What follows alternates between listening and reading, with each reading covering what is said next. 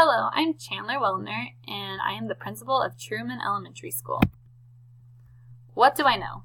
Truman Elementary School houses grades pre-K through 8th grade. There's about 700 students in the school. The school's 700 students are placed into 3 classes per grade level, and there is also a preschool. Grades 7 and 8 are divided into teams. Approximately 15% of the school's students qualify for free and reduced lunches, and 5% speak a primary language other than English, typically Spanish. Non-demographics, we have students do worse in reading than they do in math as far as their assessments go. Students lose ground as a cohort moving through the school on their reading. Students lose ground from grade to grade in reading. Parents in the school have actually taken note of the test scores and are now commenting negatively on the reading instruction that we provide. And so now the PTO wants me to address this at the next meeting. What do I need to know? I have a lot of why questions for our school as a whole. How much time does it take? How much time do our teachers take in teaching language arts? About 1 hour. This doesn't even meet the state requirements of 90 minutes. So why do we only take an hour? How does instruction look? It's almost always whole group. Again, why? We have small group that we can do. We have one-on-one that I can do. We have center groups that we can do. So why is it almost always whole group? How does a typical lesson look? The classroom is introduced to a story. The story is read by the class, sometimes by the teacher, sometimes by the students in turn, and sometimes chorally. And the students then complete workbook pages individually. With so many resources out there like Pinterest and Teachers Pay Teachers and other things, there's so many ways to engage our students and make it fun, make learning fun, make reading fun, make them love reading. So doing workbook pages, it's like, come on, those are okay once in a blue moon, but let's get really engaging and make learning fun for our students by doing other methods. The same thing with our skills. Why are we just using the context of basal instruction? Let's get in there. Let's get something fun going on to help teach our skills and our lessons to our students. Does differentiation occur? No, it doesn't. And why doesn't it? Our students don't learn all at the same rate. We have some that learn in different ways. We have some that struggle a little bit more than others. We need some that need challenged. We need to differentiate our instruction. And then, is strategic reading taught? If so, very little knowledge of strategies are used. And why? Why? So I have a lot of why questions as far as what do I need to know. What's our problem? The problem is that the subject reading is not being taught adequately to challenge and develop the students as readers throughout each grade level. And then I also put their test scores right there. What's my plan to fix this? For starters, I will consult with the superintendent and other principals in the district to see if they are having similar struggles and what advice they have for me. How will I do this? I want to meet with other principals in the district. I want to talk to them and see, are you having the struggles that I am? Is your school failing or not doing well in their reading instruction like mine? So I just want to pick their brains. What successes are they having? How are they achieving those successes? And kind of steal some ideas from them as well. We're educators. That's what we do. I also want to compare the district data to our school's data. And I want to see, where does our school fall? Is it really, really low in our district? Is it about average? Or are we high? I would like to meet with the superintendent and make sure that the idea of sending out a climate survey to parents and staff and students is okay. I know that the PTO told me that they're not happy, and I'm sure other parents aren't either, but I want to also get why. Where are they not happy? Give me more information. We have a bond proposal that is on the table right now, and I need to get parent support because right now parents are not supportive of it. So I would like to start holding forums, and so in order to do this, I need to discuss this with my superintendent and make sure he or she is okay with that. But what I need to do is I need to, during these forums, hear what the concerns are from everybody in the community. Then I need to look at the bond proposal, and I need to explain to them, here's where we're at with our data, here's where I want to get us, here's where the bond proposal is going to help us, and I'm hoping to gain their support that way. Second, I need to get the perspective of everyone on the strengths and weaknesses in our reading instruction. So how will I do this? I will send out a climate survey to parents, staff, and students to entice people to participate in the survey. The class that gets the most responses of both parents and students will receive a movie, game, party day, and lunch provided by me. Yay, free lunch. And to keep the community in the loop for the grant and reading program updates, I will also put information in the school newsletter. Step 3 is to work on developing a better school culture among my staff and myself. How will I do this? I need to focus on building trust among them. We need to be seen as a team. They need to trust me. They need to know that I have their backs. So I need to allow teachers to take initiative in helping pick out our new curriculum standards and supplemental resources that they feel will work best for our school as a whole. Professional development time needs to be used to work on how to better analyze our data, share ideas for improving instruction, and hitting this weak area as a team. And then I need to allow the teachers freedom to set up that 90 minutes of reading how they see fit, as long as they're hitting writing skills, reading skills, spelling and vocabulary skills each day in ways to encourage learning while still challenging their students.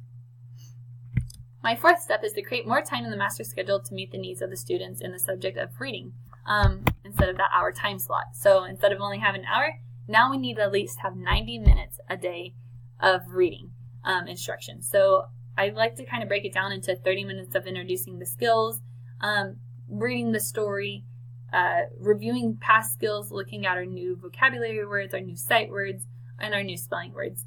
30 minutes of reading centers that are differentiated for each group. So this is where a lot of that differentiation comes in. I don't want my low students being challenged too hard, but I do need them to stay challenged. I don't want my high students getting bored because it's too easy. So I need to make sure that everyone is challenged in learning. And then 30 minutes of writing. My 5th step in my plan is to have teachers revise the current reading curriculum standards and ensure that the phonetic and the phonetic skills, reading comprehension, and integrated reading and writing are major focus points in the new standards. How will I do this? The committee will take a poll and decide what the new reading standards should look like, and the committee will present the new standards to the staff and help the staff gather resources and implement the new standards in their teachings.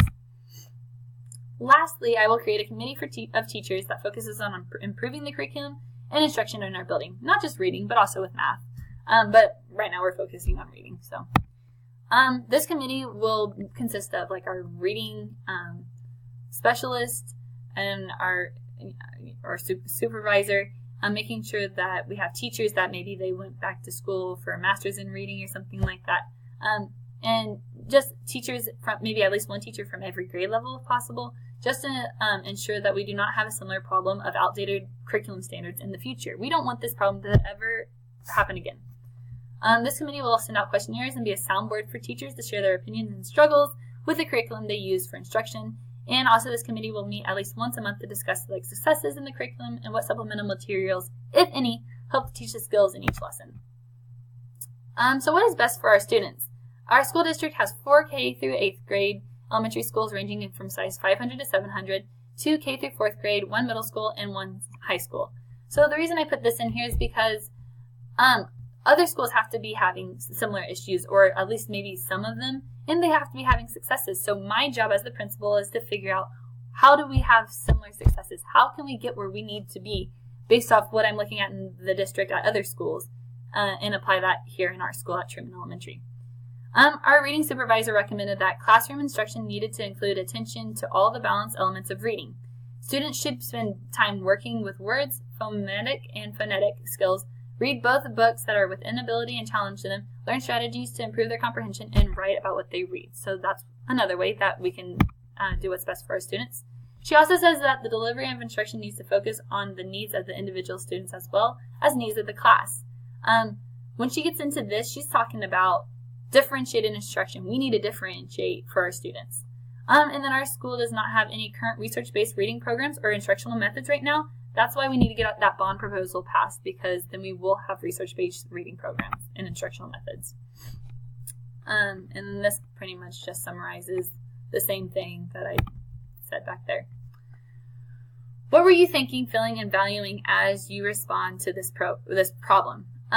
Whenever I realized what the problem was, at first I was like, why did it take the PTO getting involved for me to make me realize that it was time to make a change? Like, I should be looking at all that information, all the data on that table, and realize, you know what, we've got to make a change. Our students are not excelling in reading.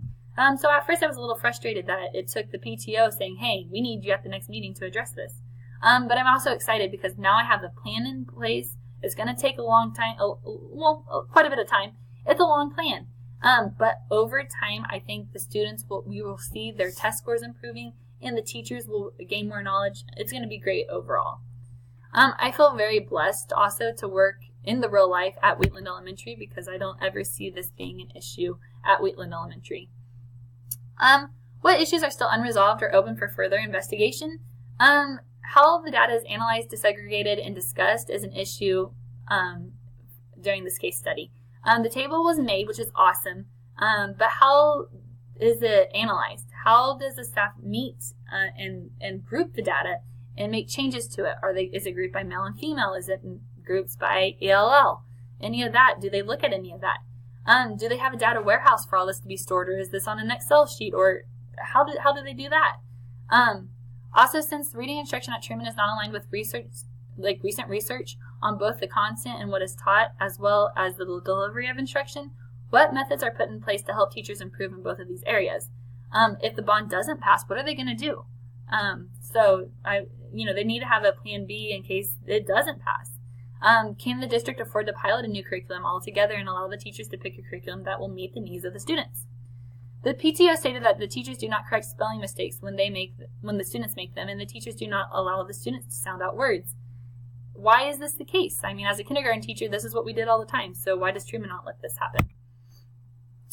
I need to provide examples from the data in the case explaining how I acted as an agent for continuous improvement by engaging families in the community. So I did this by using the climate survey, making improvements as they were brought to my attention by the PTO advisor. So the PTO advisor said, hey, we need you to address these, and I started making a plan right then and there. I kept the community up to date on the grant and reading programs through the school newsletter. Some other ways we could do this also is by parent volunteers can come and listen to the students read and help take AR test. Reading buddies before school where older students listen to younger ones read and then they switch. And then making PTO aware of the steps put in place for the improvement. How did I use the data presented to respond and communicate to the larger community their concerns about the instructional program?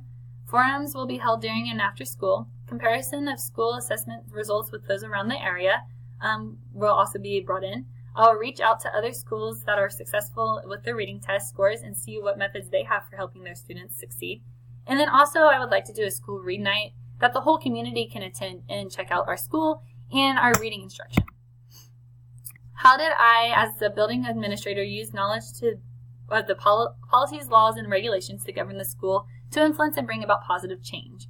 First, I followed the chain of command. I checked with my superintendent and made sure it was okay that I did the climate survey in the forums. I also talked with others in the district. I also learned that the importance of positive school culture through our class that we're taking right now, for the staff to perform to the best of their ability and create a positive change in teaching and learning that impacts all of the students. This is why I wanted Truman Elementary to have a great and positive school culture. I also know that the state Kansas requirements are that reading needs to be taught for 90 minutes instead of an hour, so Truman was not even meeting that standard that the state requires. I also know that if you want change to occur, you have to have the support to make that happen, and I did this through forums. And I also made sure that students' information was protected when discussing with others in the community about what was going on. How did I establish an ongoing dialogue with decision makers outside the school concerning the efforts? The meetings or forums held during school or in the evening helped to establish an ongoing dialogue with decision makers outside the school concerning the efforts of teachers and students.